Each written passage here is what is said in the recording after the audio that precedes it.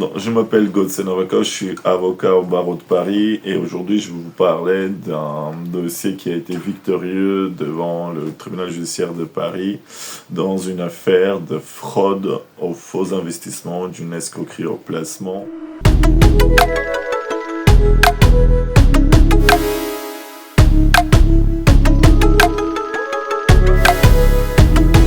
La cliente a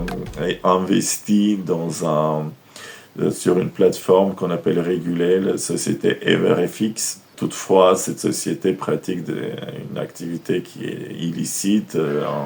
sans trop entrer en détail, l'escroc, des manœuvres dolosives dans le but d'escroquer leurs clients.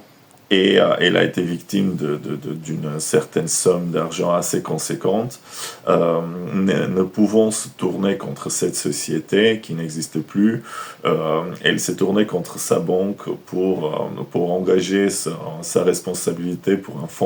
un manquement à son devoir de vigilance, parce que les paiements qu'elle effectuait, souvent en dehors de la zone euro, en dollars américains par exemple, et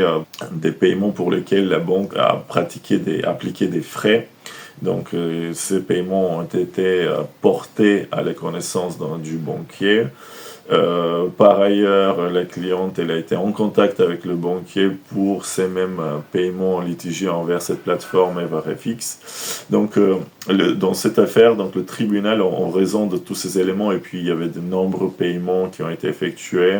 en un espace de temps très court vers l'étranger, donc tous ces éléments ont convaincu le juge donc, de condamner la banque pour la totalité des sommes perdues, donc une réparation intégrale du préjudice, et le juge a considéré que la banque a manqué à son devoir de vigilance, et donc la cliente a été remboursée intégralement de ses frais, en plus des autres condamnations qui se sont rajoutées à cette condamnation principale. Voilà, cette affaire a été reprochée d'un autre dossier victorieux. Donc, le jugement a eu lieu de l'affaire dont je viens de vous parler le 6 février 2026, et une autre affaire semblable en fin novembre, 25 novembre 2025, le tribunal judiciaire de Créteil a également condamné pour des faits analogues, une autre escroquerie vers une autre société, donc pour des faits semblables, ce qui est très positif donc pour les victimes des fraudes aux faux investissements.